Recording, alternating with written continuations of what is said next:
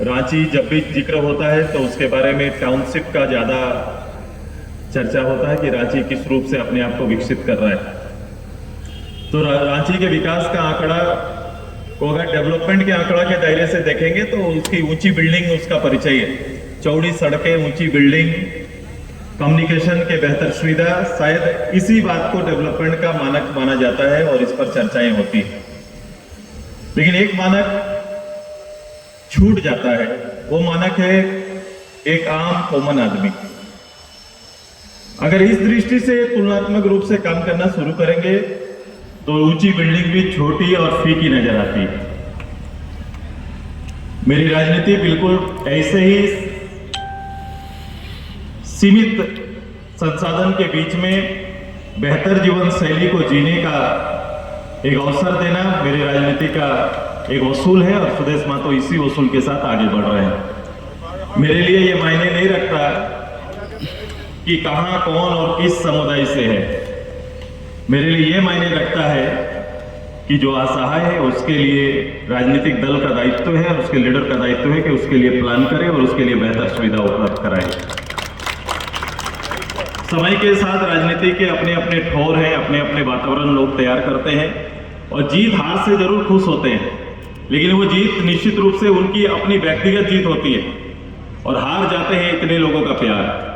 मैं ऐसे हारे लोगों का प्यार जीतना चाहता हूं और इसी को लेकर आगे जाना चाहता हूं। एक नए और एक साधारण वातावरण को तैयार करने के लिए ये छोटे छोटे कस्बे से होकर ही एक बड़ी शक्ति के रूप में खुद को तैयार करना चाहते हैं। मेरी एक गुजारिश भी है कि आप सभी लोग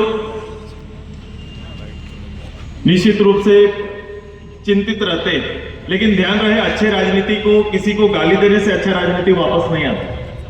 अच्छे राजनीति के लिए अच्छी मेहनत करनी पड़ती है और किसी एक एजेंडा पर खड़ा रहना पड़ता है और हर अच्छा काम देर से आता है, उसका परिणाम विलंब से आता है। आप तुरंत नहीं मिलेगा। एक कोई समाज के अंदर अगर कोई कुव्यवस्था फैलानी है तो वो बहुत जल्दी दो शब्द से हो सकता है। शब्दों का ही तो फेर है। थोड़ा शब्द फिसल गया तो स्थिति अपने अनुकूल नहीं रहती और अनुकूल बनाने के लिए बहुत लोगों को समझाना पड़ता है। एक अच्छा काम, अच्छा पहल बहुत कठिन काम है।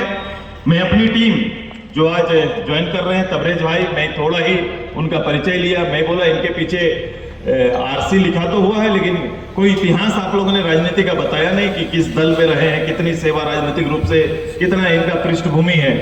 तो बोले कुछ नहीं, समाज के अंदर अच्छी पैठ है और समाज के लोग अच्छा मानते हैं। मैंने बोला सही जगह मुझे ले जा रहे हो। मेरे आने का कार्यक्रम नहीं था, लेकिन आपका वो इतिहास ना रह के भी इतने लोगों का प्यार सने आपके प्रति रहना, ये मेरा यहाँ आने का सबसे बड़ा कारण है। क्योंकि ऐसे कम लोग बचे हुए हैं जो लोग इस रूप से काम करना चाहते हैं और आपका पृष्ठभूमि ही पॉलिटिकल भूमिका में लेके जाएगा। आप अच्छे होंगे, अच्छा नेतृत्व दे सकते हैं, इसलिए क्योंकि आपका पृष्ठभूमि अच्छा रहा है। तो अच्छे पृष्ठभूमि वाले अच्छा लीडरशिप दे सकते हैं। ये तबरेज जी के लिए हमारा एक उक्ति है और देखना भविष्य में ये चीजें दिखेंगी।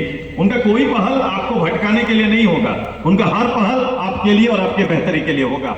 मैं अपनी ओर से समाज के दबे कुचले लोगों का नेतृत्व और नेतृत्व भाव जानता हूं। मैं चूंकि उसी वातावरण से निकलकर यहाँ तक आए, इसलिए मुझे किसी को इसके लिए कोई अध्ययन करने की अलग से आवश्यकता नहीं।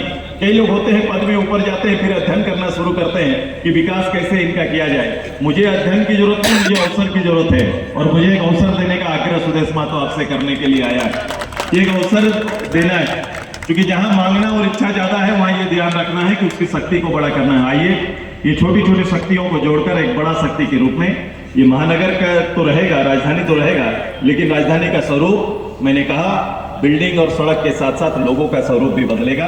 ये हमारी तैयारी है और उसके लिए हमारी राजनीति समर्पित है।